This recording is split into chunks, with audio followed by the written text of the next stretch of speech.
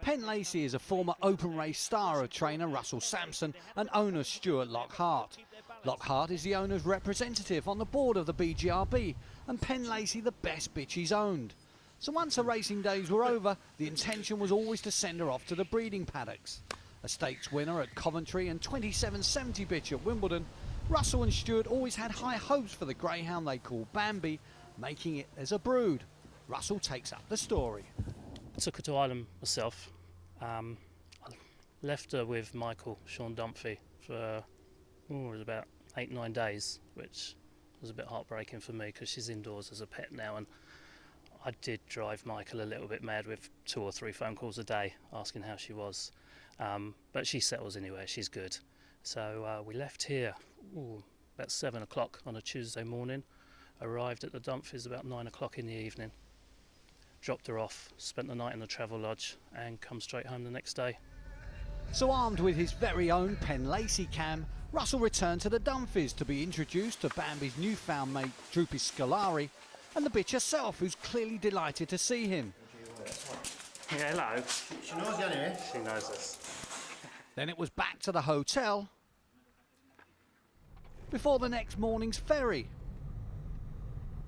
And Bambi proved an excellent traveller, unlike a rather anxious, shall we say, father-to-be Russell. And then home, where the now pregnant Bambi was filmed here some way down the line to motherhood. Tell us about gestation periods. How long does it take for your new puppies to come out? 63, 64 days it says in the book, and that's what it was. It's amazing. Yeah, spot on.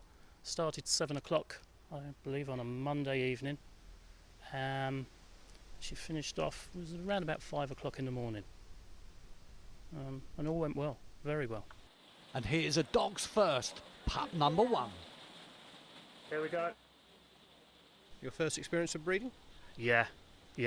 Oh, petrified. Absolute stroke of luck that Owen McKenna's Derby dogs were staying with us at the time, and Paul Davis was here. And if he hadn't have been here, I don't know what would have happened. He just saw us through it all.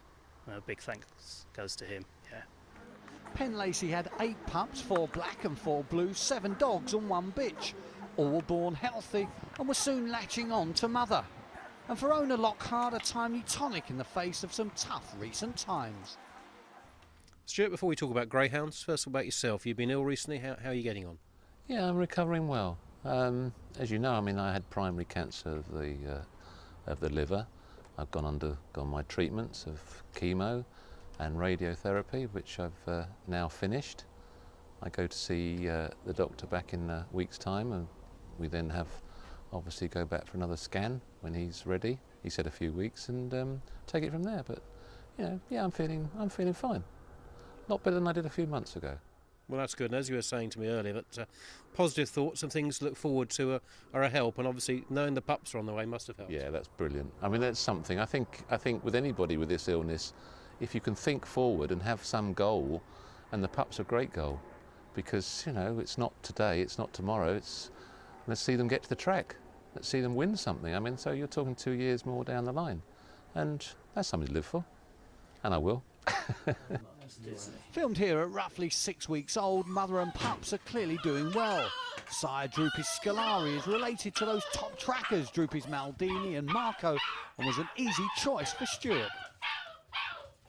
Scolari was a dog that had very few races, but was, in the opinion of his owners, probably as good, if not better, than Maldini, and unfortunately broke his leg, as you know, in the produce stakes over in Ireland. So we decided to go with him purely because he had no Australian breeding inside him. Penn Lacey has Top Honcho as a sire, and I wanted to steer away from the Australian breeding because certain Australian breedings over the last few years have not, in my opinion, produced dogs that, should we say, used to go through brick walls. In the old days of the Manorville Majors and everything else, they were dogs that really went for it. And they become a bit soft. So trying to go back into the Irish strain of breeding, we felt that this was obviously the right sort of sire for Penn Lacey to go to. So that was the reason we had to send her over to Ireland. Well, in fact, Russell took her over to Ireland to be mated, and the pups are there for everybody to see. And the evidence, 8 very strong pups. 8 very strong pups, but 7 dogs and 1 bitch. I usually have 7 bitches and 1 dog, so I mean that was really a good plus.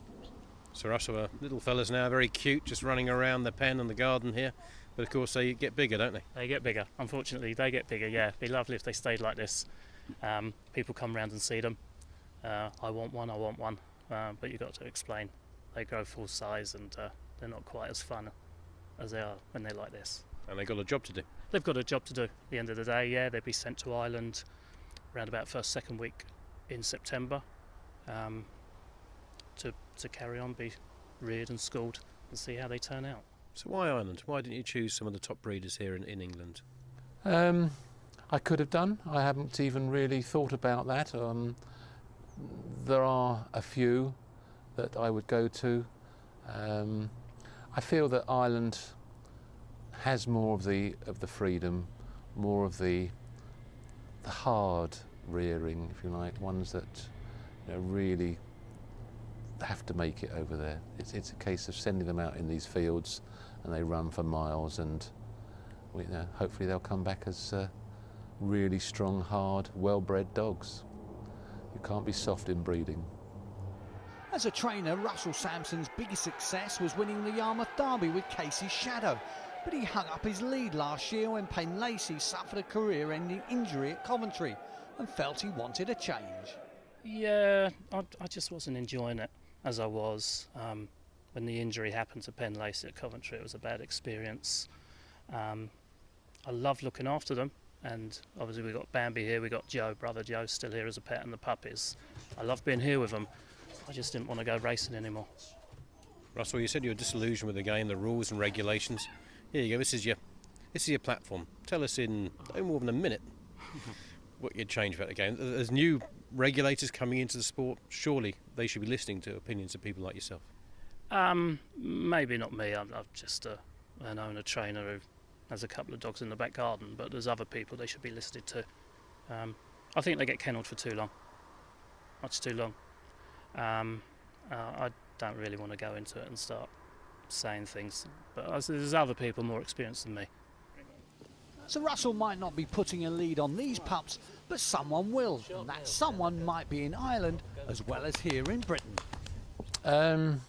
I mean, I do race dogs myself in Ireland at the moment. I mean, I've got 3 dogs there at the moment that run, and the prize money, if you like, almost pays the kennel bill. Something that happened in this country many years ago. So the answer is, if I still owned 4 dogs, for instance, I might well keep an odd 1 or 2 in Ireland to race, but we'll cross that bridge when we come to it.